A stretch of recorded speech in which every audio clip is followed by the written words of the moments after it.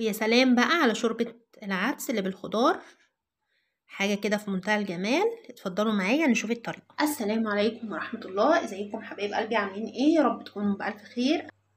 اهلا بكم حبايبي، حبايب قلبي اللي انضموا للقناة. سعيد اتشرفت بيكم جدا. اتمنى لو اول مرة بتشوفوا القناة بتاعتي اتمنى تشتركوا في القناة وما تنسوش لايك للفيديو يا جماعة، علشان هو ده اللي بيعليلي القناة، لان انتم مقصرين جدا معايا في اللايكات. فضلا وليس امرا، لو بتشوفوا الفيديو اضغطوا لايك، اللايك مش هيخسركم اي حاجة، بس هيخلي لي الفيديو يظهر لناس تانية. النهاردة ان شاء الله هنعمل العدس، الوجبة الجميلة جدا. مفيش حد بيستغنى عن شوربة العدس لانها غنية جدا بالقيمة الغذائية العالية. تمام معايا؟ ده حوالي ربع كيلو من العدس كده، تمام، اللي هو العدس التركي. تمام معايا جزر، حوالي جزرتين كبار، او لو عندك الشوية دول كده بمقام جزرتين. تمام. ومعايا طماطم، ما بحبش اكتر في شوربة العدس الطماطم، الجزر بكتر فيه بيبقى حلو جدا لانه طبعا فيه فيتامين سي. تمام. وبصلايه بالحجم ده كده اهوت، كله متنضف يا جماعه وتمام جدا. دلوقتي هغسل العدس وهنشوف هنعمل. تمام، دلوقتي حبايبي غسلت العدس معايا بقى زي الفل بالشكل ده كده، وميته نظيفه جدا. معايا الخضار بتاعي، طبعا البطاطس ما كنتش حطاها في الاول. بنحط بطاطس، البطاطس اساسيه معايا لان ده عدس بالخضار، فلازم يبقى فيه قيمه غذائيه عاليه. تمام. معايا حوالي بطاطستين يعني وسط، او طبعا دول بطاطستين. تمام. ضفتهم معايا. الخضار بتاعي هفرمه معايا في الكبة علشان ينعم تماما. نسمي بسم الله ونصلي على الرسول عليه افضل الصلاة والسلام، واحنا بنعمل حاجتنا علشان حاجتنا يزيد فيها البركة، وربنا بيحسن ما بين ايدينا. بنقطع معانا البطاطس في الكبة، الخضار كله في الكبة يا جماعة. ده بيدينا نتيجة حلوة جدا للعدس بتاعنا. في التسوية بتاعته بيستوي بسرعة، مبياخدش معاكي وقت خالص. ولما بتيجي تفرميه بالهاند بلندر او تعمليه في الخلاط ما بياخدش معاكي اي وقت خالص. هنفرم الخضار فرم ناعم. طبعا مش هحط على الخضار بتاعي اي مية، هفرمهم بس كده هوت زي ما هما بالمية اللي هتنزل منهم. تمام. بفرم معايا كده بالشكل ده كده، اهم شيء ينعموا معايا تماما.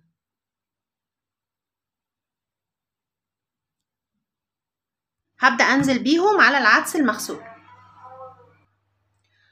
تمام كده حبايبي، العدس بتاعي حطيت عليه الاضافات بتاعته بالشكل ده كده اهوت. ببدأ دلوقتي ارفعه على النار لحد ما يبدأ يستوي. لو لقينا المية بتاعته قلت ولسه ما استواش، بس هو طبعا دلوقتي احنا بنقلل عملية السوى، لان اكتر حاجة هتاخد سوى اكتر كان الخضار لو لسه الحبات بتاعته كبيرة، انما احنا فرمناه فبالتالي مش هياخد سوى كتير على النار. نرفعه على النار يستوي، ولما يستوي ان شاء الله نرجع نشوف هنعمله ازاي ان شاء الله. طبعا حبايبي معايا العدس استوى معايا بالشكل ده كده اهو. طفيت عليه، هبدأ بالهاند بلندر. معايا عندك هاند بلندر اعمليه بيه. طبعا هو مش هياخد فرم كتير معاكي، هيتهرس معانا. طبعا هو ما شاء الله يعني شايفين هو اصلا عامل ازاي.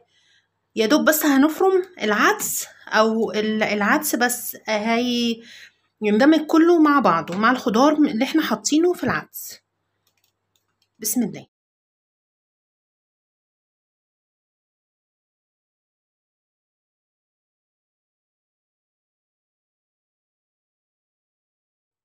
تمام يا حبايبي، دلوقتي خلاص عملت العدس بتاعي، ضربته بالهاند بلندر. تمام. بقى ناعم وجميل جدا. ومعايا في الحلة هنا اهوت اهو. تمام. معايا حلة تانية هعمل فيها الطشة بتاعة العدس اللي هو الثوم يعني. تمام. بسخن معايا الحلة، طبعا بتنشف معايا، ونراعي ان تكون حلة على قد العدس. هنزل معايا كده بشوية زيت وهحط عليهم حتة سمنة. طبعا يا سلام لو حتة سمنة بلدي او زبدة بتبقى خطيرة بصراحة للعدس بتاعنا. هنزل بالثوم كده المفروم. اللهم بارك، ريحة جميلة جدا.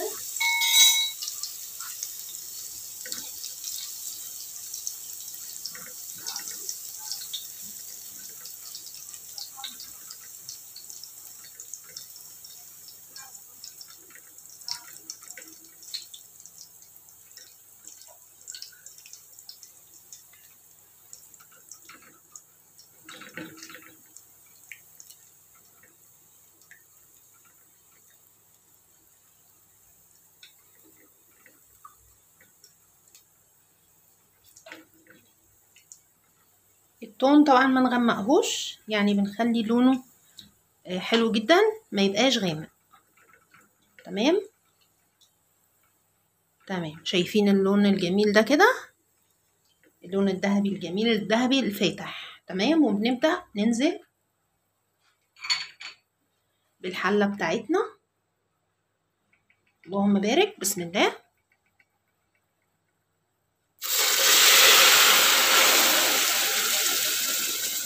جايبي معايا العدس اهوت. طبعا الكاميرا كانت شغاله خالص، فاضطريت ان انا اشيل التليفون من على الستاند وامسح الكاميرا. تمام. حطيت العدس وما حطيتش لسه عليه توابل. هنزل دلوقتي بالملح. معايا كميه الملح لاني مش هحط عليه خالص ملح. هنظبط بقى الملح بتاعنا الجميل.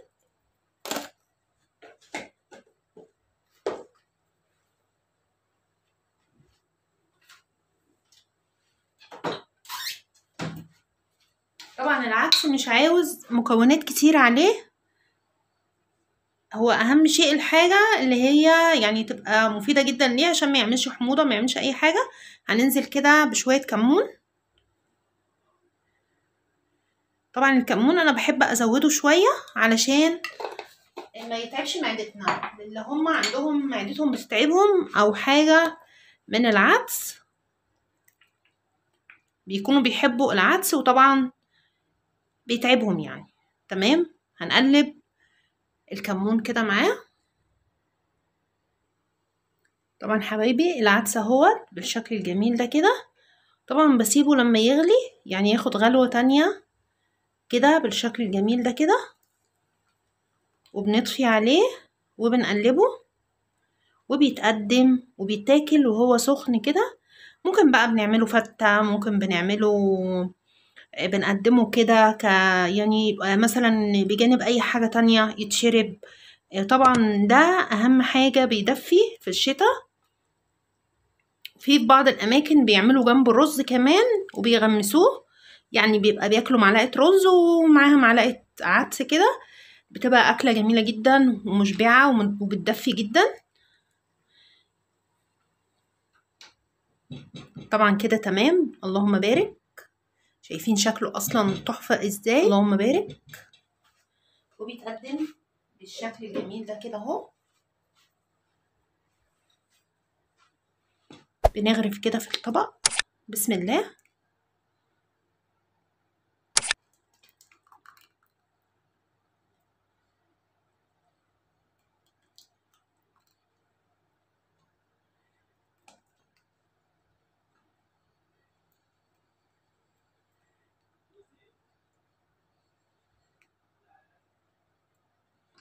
حاجة ولا اروع من كده.